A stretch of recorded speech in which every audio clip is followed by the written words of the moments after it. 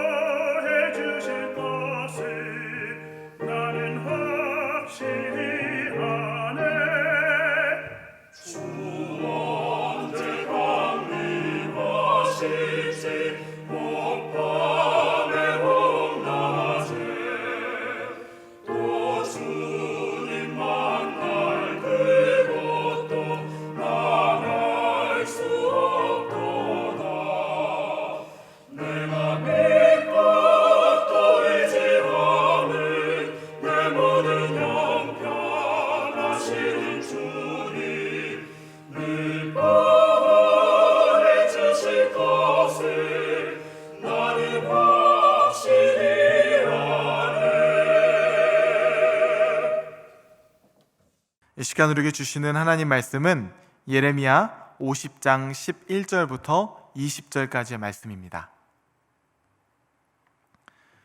나의 소유를 노력하는 자여, 너희가 즐거워하며 기뻐하고 타작하는 송아지같이 발굽을 구르며 군마같이 우는도다.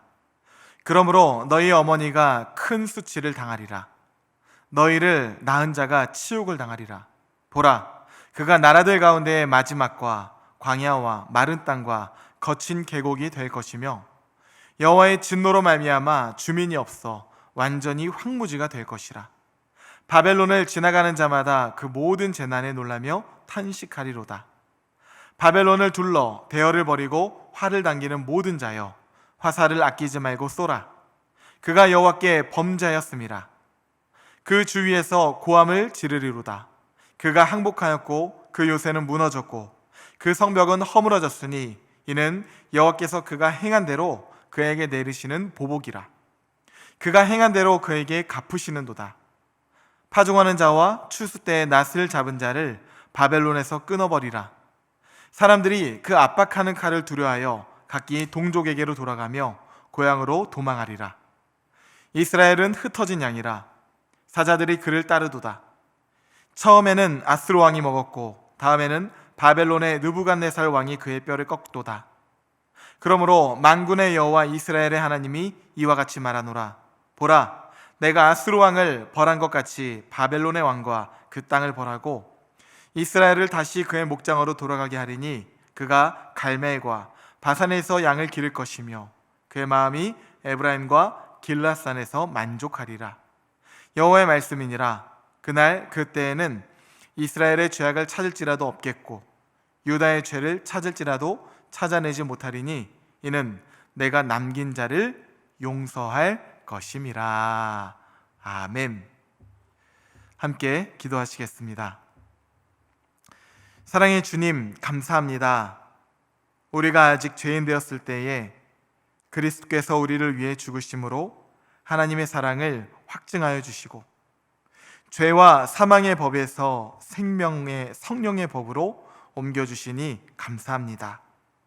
하나님, 동에서 서가 먼 것처럼 주께서 우리의 죄를 멀리 치우셨으니 다시는 죄를 바라보며 살아가지 않게 하시고 믿음의 주요 우리를 온전케 하시는 예수 그리스도를 바라보며 그리스도의 장성한 분량에 이르기까지 성장하고 성숙케 하여 주시옵소서. 그리하여 주님께서 그리하셨듯이 우리 또한 이 땅의 빛과 소금의 역할을 잘 감당케 하여 주시옵소서. 능력의 이름 예수 그리스도의 이름으로 기도하옵나이다. 아멘. 할렐루야. 네, 오늘은 죄를 미워하시되 죄인을 사랑하시는 하나님이라는 제목으로 하나님 말씀 전하도록 하겠습니다.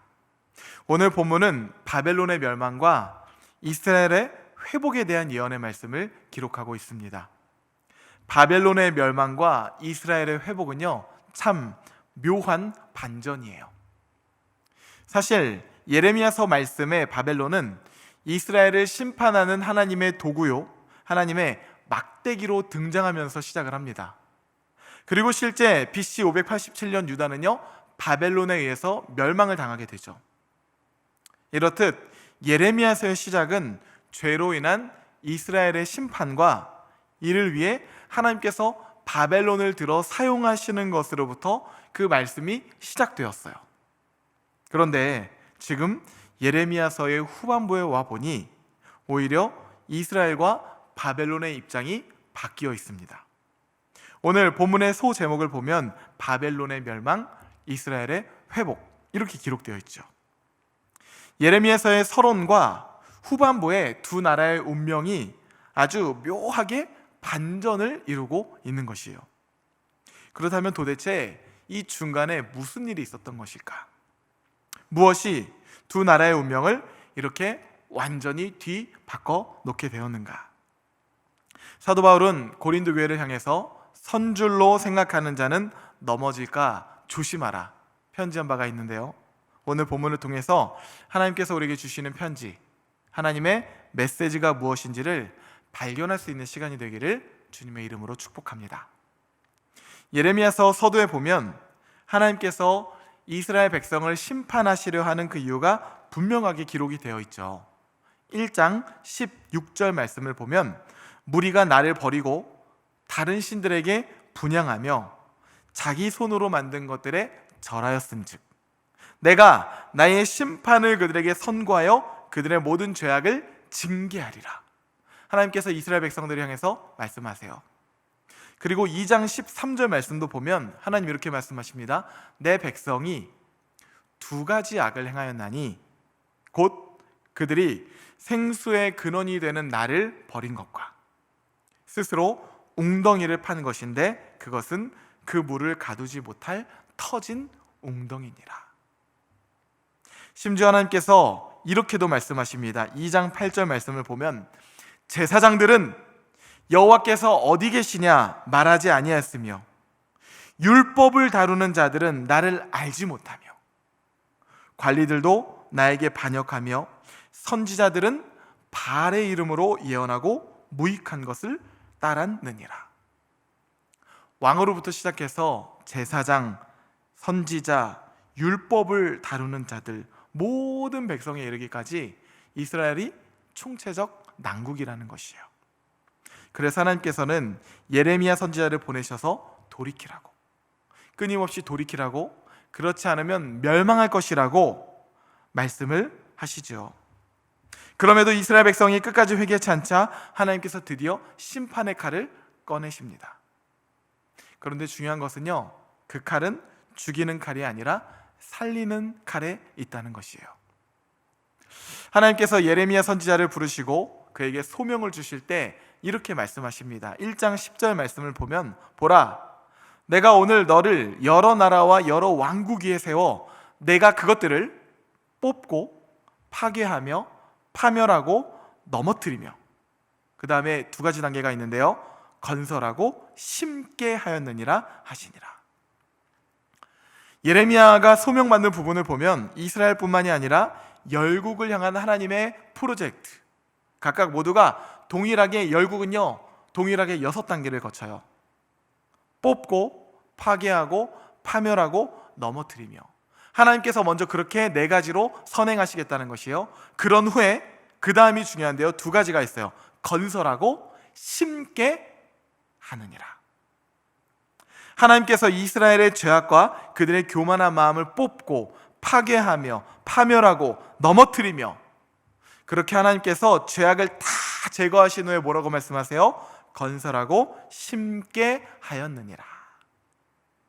이게 바로 하나님의 마음이에요. 앞에 4단계, 뽑고 파괴하며 파멸하고 넘어뜨리며, 이것은요 유다의 죄로 인한 멸망과 포로기 70년을 의미합니다. 그런 후에 하나님께서 어떻게 하시겠다고 말씀하십니까? 건설하고 심겠다. 할렐루야. 유다 백성이 포로기로부터 심령이 가난한 자가 되어 교만한 마음이 꺾이고, 그제서야 그들의 마음이 옥토밭이 되면 하나님께서 포로지로부터 이스라엘 백성들을 그들의 고국으로 옮기고 회복시키겠다고 말씀하세요. 건설하고 심겠다 말씀하시는 것이죠. 그런 의미에서 하나님께서 뽑으신 칼은요 죽이는 칼이 아니라 살리는 칼이다. 그 유명한 말씀도 기억하시죠?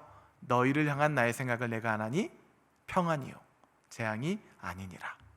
너희에게 미래와 희망을 주는 것입니다. 이런 하나님의 프로젝트에 하나님께서 사용하신 하나님의 막대기, 하나님의 도구가 바로 바벨론이었어요. 하나님께서 그렇게 바벨론의 손에 칼자루를 쥐어주십니다.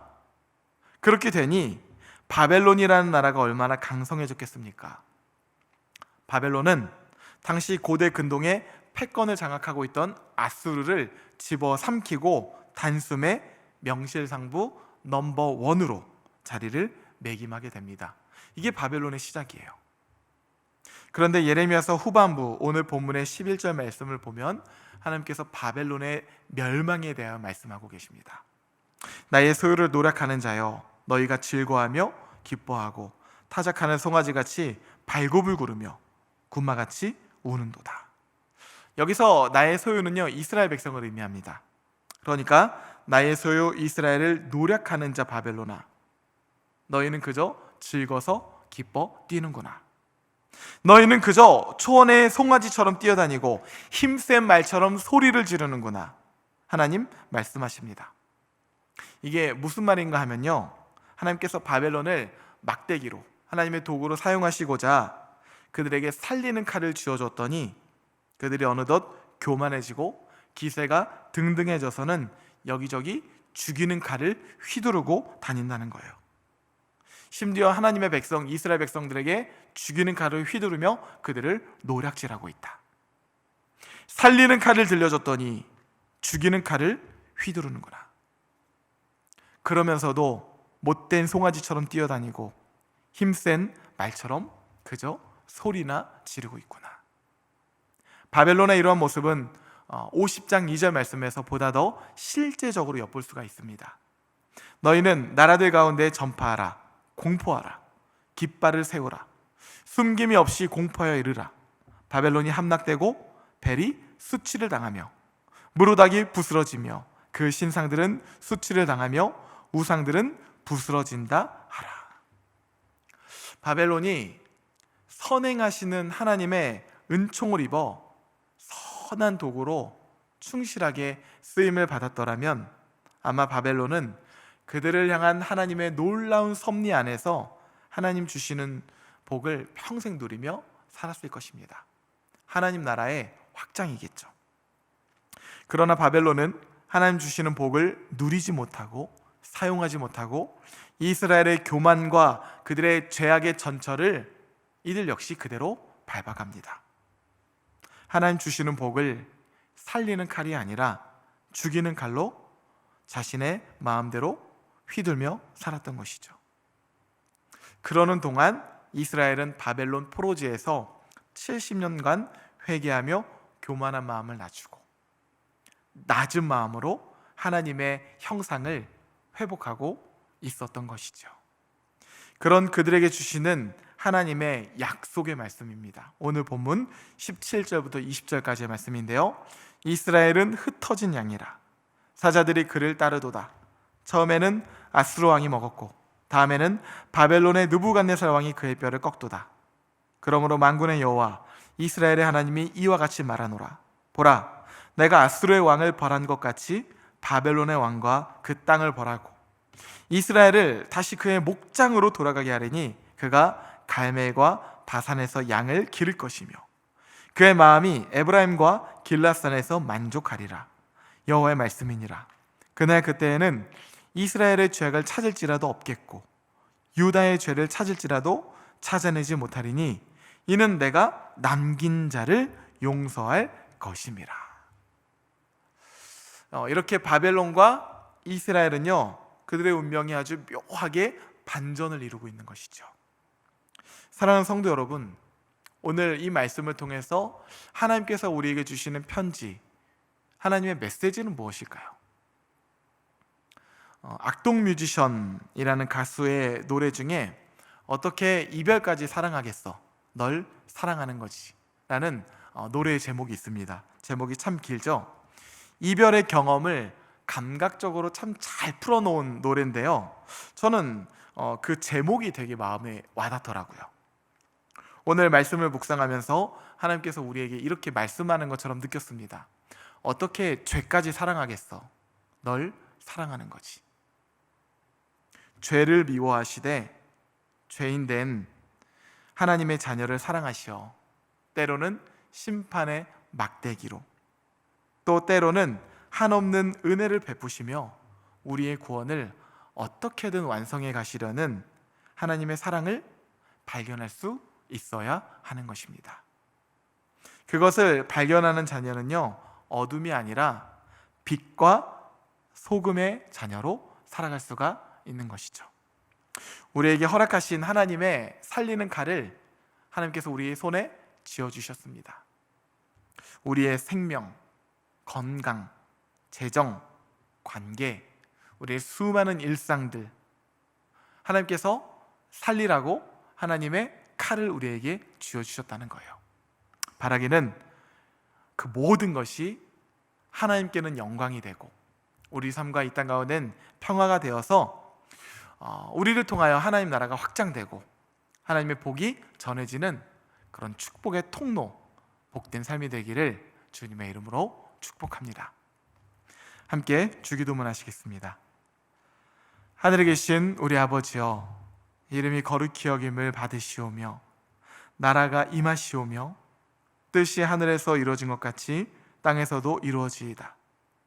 오늘 우리에게 일용할 양식을 주시옵고 우리가 우리에게 죄 지은 자를 사하여 준 것 같이 우리 죄를 사하여 주시옵고 우리를 시험에 들게 하지 마시옵고 다만 악에서 구하시옵소서.